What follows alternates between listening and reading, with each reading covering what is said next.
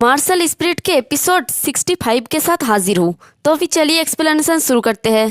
पिछले एपिसोड में हमने देखा था कि यांग जिंगटियन रेन युजुई को कहती है कि अगर मैं मरता हूँ तो इसके जिम्मेदार तुम होगे, क्योंकि उसने उसके फादर को ये सब कुछ बता के रखा होता है। तो ये सुन के रेन युजुई थोड़ी घबरा जाती है और फिर वो नाटक करती हुई कहती है कि तुम जरूर ही मेरे साथ मजाक कर रहे होंगे, मैं तो तुम्हें बचाने की कोशिश कर रहा था, वैसे मैं तुम्हें क्यों मारूंगी। और फिर वो चेनफेंग को कहता है कि चेनफेंग, यांग जिंगटियन को जाने दो तो मैं तुम्हारी जान बख्श दूंगी। ये सुन के चेनफेंग कहता है कि रेन युजुई, क्या तुम पागल हो गए हो? क्या तुम अपने सामने की सिचुएशन को क्लियरली देख नहीं पा रहे हो क्या? और वो अपने स्वॉर्ड को यांग जिंगटियन के गले पे थोड़ा और लगाता है, जिससे उसके गले से थोड़ा कट लगता है और खून भी बहने लगता है। और इससे तो यांग जिंगटियन घबराहट के मारे रोने लगता है। चेनफेंग कहता है कि अपने टोन देखो, ये टोन मुझे उसके जान बख्शने ही नहीं देगा। तो इससे रेन युजुई गुस्सा हो जाती है और कहती है कि तुम क्या चाहते हो? तो चेनफेंग कहता है कि वैसे जबकि तुमने ये पूछ लिया है तो मुझे 7 कलर फ्लावर लेकर लाकर दो। अगर एक बार तुम मुझे उसे लाकर दोगे तो मैं तुरंत इसे छोड़ दूंगा। और अपने मन में कहता है कि मुझे जो लास्ट मेडिसिन चाहिए उसके लिए मुझे उसकी हेल्प चाहिए। तो रेन युजुई कहती है कि 7 कलर फ्लावर ठीक है, मैं तुम्हें एक लाकर दूंगी। और वो वहां से घूम के चली जाती है। फिर उसके जाने के बाद यांग जिंगटियन कहता है कि चेनफेंग, रेन युजुई 7 कलर फ्लावर लेने के लिए चली गई है, तो क्या तुम अगर बुरा ना मानो तो थोड़ा अपने स्वॉर्ड को हटा सकते हो? मैं वादा करता हूँ कि मैं यहाँ से नहीं भागूंगा। तो चेनफेंग गुस्से में कहता है कि अपना मुंह के जिप को बंद करो, मैं तुम्हारा आवाज दोबारा नहीं सुनना चाहता। तो इससे यांग जिंगटियन और भी ज्यादा डर जाता है और कहता है कि प्लीज मुझे मत मारना, मैं चुप रहता हूँ। तो चेनफेंग सोचता है कि रेन युजुई ने बिना किसी बार्गेनिंग के ही मेरे कंडीशन को इस तरह से एक्सेप्ट कर लिया, ये तो उसके करेक्टर के बाहर है। शायद वो अंधेरे में छुपी हुई है और अभी मुझ पर अटैक करने के लिए रेडी हो। तभी हमारा स्वॉर्ड स्पिरिट इंग चिल्ला के कहती है कि चेनफेंग केयरफुल रहो, रेन युजुई यही आसपास छुपी हुई है। तो ये सुन के चेनफेंग मुस्कुरा के सोचता है कि मुझे पता था वो ऐसा ही करेगी। फिर वो चिल्ला के कहता है कि एल्डर रेन, जबकि तुम वापस आ गई हो तो अभी तुम यहाँ पर क्यों छुप रहे हो? क्या तुम्हें 7 कलर फ्लावर मिल गया है? तो रेन युजुई एक पेड़ के पीछे से बाहर निकलती है और कहते हैं कि मैं क्यों छुपूंगी, और मैं ऐसा करने वाले भी नहीं हूँ, इसे लो। और वो अपने पास से एक क्रिस्टल जैसा बॉल उसकी तरफ फेंक देता है। तो चेनफेंग उस बॉल को कैच कर लेता है और कहता है कि 1 सेकंड रुको, पहले मैं इसे चेक कर लेती हूँ। तो देखते हैं कि उस बॉल के अंदर वही 7 कलर फ्लावर होता है।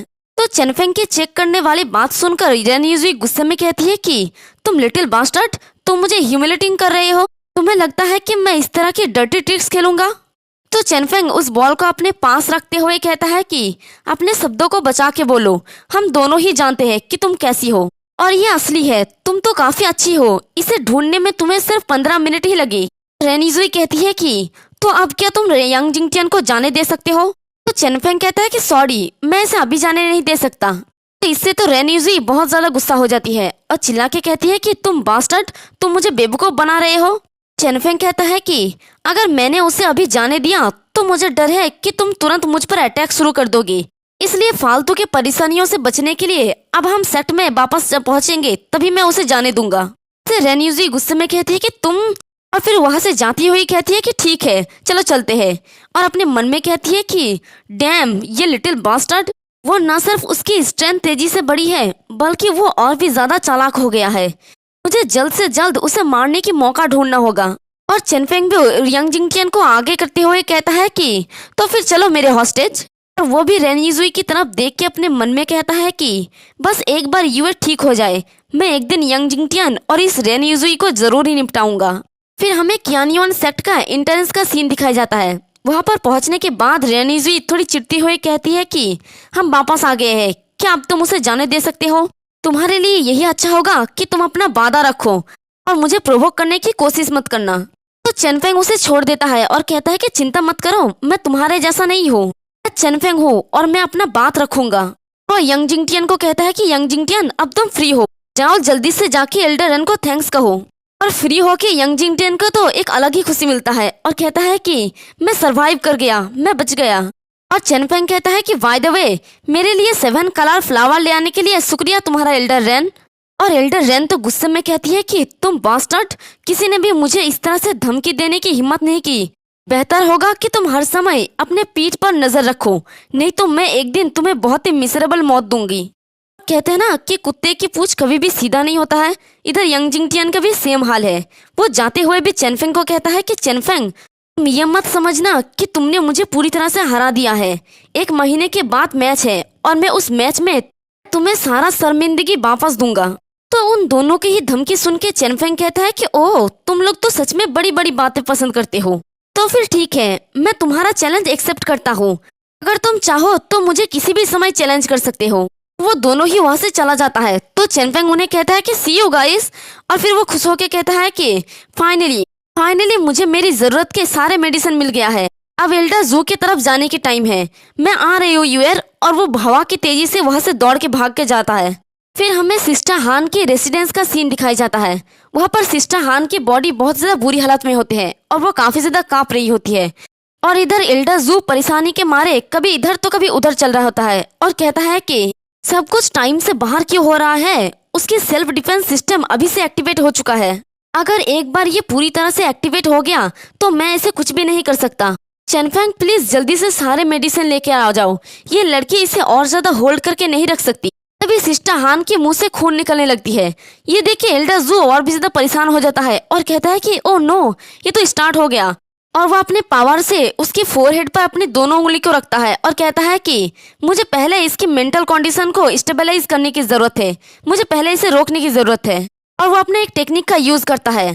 तभी देखते हैं कि सिस्टर हान के अंदर से एक ग्रीन कलर का बेल निकलता है और वो सीधे एल्डर जू के ऊपर अटैक कर देता है, जिससे एल्डर जू उस रूम से बाहर निकल के सीधे दीवार पे जाके टकराता है।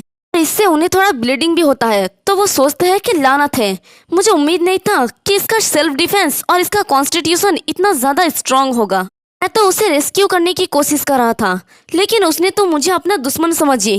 मुझे इसके सेल्फ डिफेंस सिस्टम को सप्रेस करने के लिए टायरेनोसोरस बीस्ट कोर की जरूरत है और उसे क्योर करने के लिए 7 कलर फ्लावर की जरूरत है। अगर वो इसी तरह से चलती रही तो मुझे डर है कि वो आज रात तक भी उसे होल्ड करके नहीं रख पाएगी। लेकिन ये दोनों ही मेडिकल मटेरियल्स इस कियानुअन सेट में मिलना बहुत ही हार्ड है। मैं हमारे लास्ट आशा हो चेनफेंग, और मुझे उम्मीद नहीं था कि उसका हालत इतना तेजी से बिगड़ जाएगा। अभी बस आधा महीना ही हुआ है, मुझे आशा है कि चेनफेंग ये कर लेगा। चेनफेंग दरवाजे से एंटर होता है और कहता है कि एल्डर जू, मैं वापस आ गया।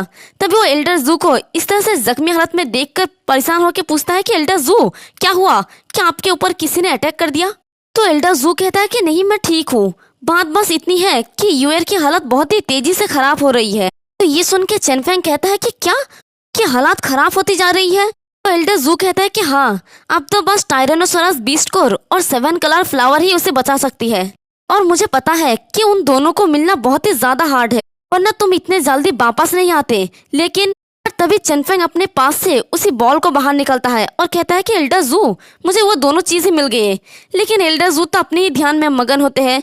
वो अपने बात को जारी रखते हुए कहता है कि अफसोस, मुझे ये पता है, अब हमें खुद को किस्मत के हवाले करना होगा।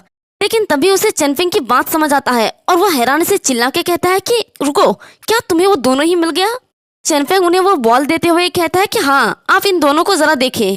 तो ये देखे तो एल्डर जू की आंखें चमकने लगता है और कहता है कि ये तो 300 साल पुराना टायरेनोसोरस बीस्ट कोर है और ये 500 साल पुराना 7 कलर फ्लावर। मुझे तो विश्वास नहीं हो रहा है। ऑर्डिनरी लोगों को तो इनमें से एक को भी ढूंढने में काफी ज्यादा मुश्किलात होता है, लेकिन तुमने इन दोनों को ही सिर्फ 2 हफ्तों में ही ढूंढ लिया है, ये तो शानदार है।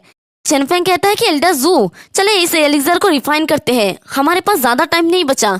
एल्डर जू भी बड़ा ही खुश होते हुए कहता है कि तुम चिंता मत करो, मैं अभी ये करता हूँ, एलिक्सर के बाद वो बिल्कुल ठीक हो जाएगी और बाकी सब कुछ तुम मुझ पर छोड़ दो और जाओ जाके थोड़ा आराम कर लो। वो सिस्टर हान के रूम में चला जाता है और इसी के साथ हमारा ये वाला एपिसोड भी खत्म हो जाता है। एक्सप्लेनेशन पसंद आई तो कमेंट करके जरूर बताना, वीडियो को लाइक और चैनल को सब्सक्राइब कर देना। शुक्रिया।